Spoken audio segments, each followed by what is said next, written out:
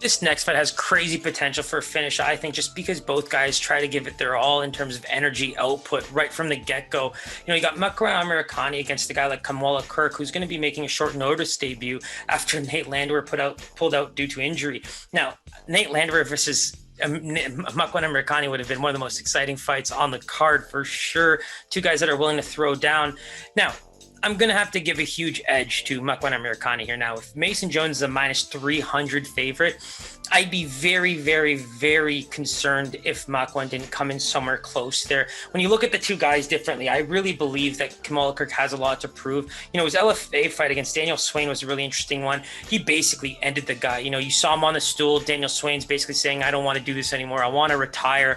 Basically ends him in that fashion in terms of retirement. So I really think that that's going to be playing a huge part in his rise coming out of LFA. But you're taking a guy like Amirkhani, who his wrestling is just so well suited for a fight like this, right? It's a bit more of an international style of wrestling, but I think that when you're not taking on the Daniel Cormiers of the world, it's something that can really, really pose a problem for guys who like to keep the fight standing and like to brawl.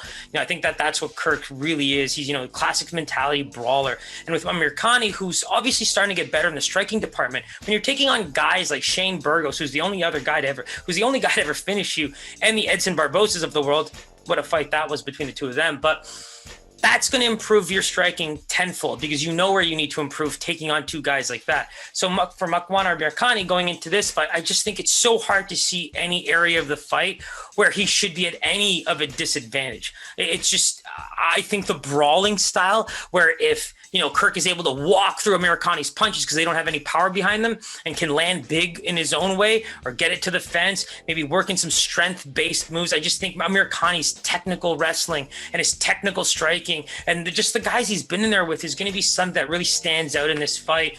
I don't see much of a size difference that makes me think this is going to be something where, it poses a huge problem for a guy like Amirkhani. When you look at the stats on UFC stats, 3 inches is the only real difference in terms of reach, but then you look at their overall performances. I just think that looking back at the Billy Quarantillo Dana White Contender Series fight, like Quarantillo broke him late in that fight. He was landing at will, and I'll be honest, Billy Quarantillo has a lot of work to do at the UFC level. So, I don't want to dive too much into where I believe this fight stands because I think that's fairly obvious. And in terms of the lines, I'm going to take a quick second here, but I really do believe this is a fight for Amirkhani to lose. And I'd like him to showcase just how good he is in this fight because the guy's an absolute monster when it comes to wrestling. He's been able to tie in the arm chokes so well. 3 of his 4 finishes in the UFC are by chokes. 2 of them are anaconda chokes. He loves it. I mean, if I could put money on him finishing that way, I would actually do it. I just think this is his fight to lose in such a big way where it's very difficult to see him losing.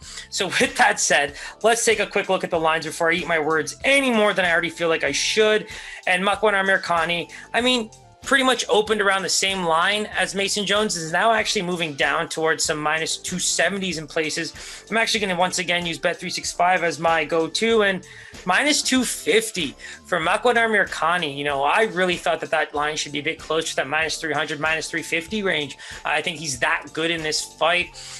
Only thing is if he gets surprised on the feet, and I just don't think it's that possible to surprise him in terms of what he's coming out of against guys like Shane Burgos and Edson Barbosa. So talk about a parlay piece. I'll lay official claim to that one. I think Makwan Amirkhani losing this fight would be a huge surprise to a lot of people. And, outside of that very, very, very, brawler style that really could get him that big dog win, it's hard for me to find any true path to victory for Kamuela Kirk. But again, land those big strikes, get in close. The beautiful part about this fight is Amirkhani might not have the power behind the punches that Kamuela Kirk's felt before, and that's going to give him a lot of confidence to push forward. So keep an eye on that one. I think there's a lot for Amirkhani to prove in this one in terms of dominance, but clearly the lines are suggesting that Kamuela Kirk has some game behind him and should push this fight forward if he's not feeling any real damage coming his way from Amirkhani. So once again, I think that's going to be hella exciting when it comes to just, the chess match of the striking game.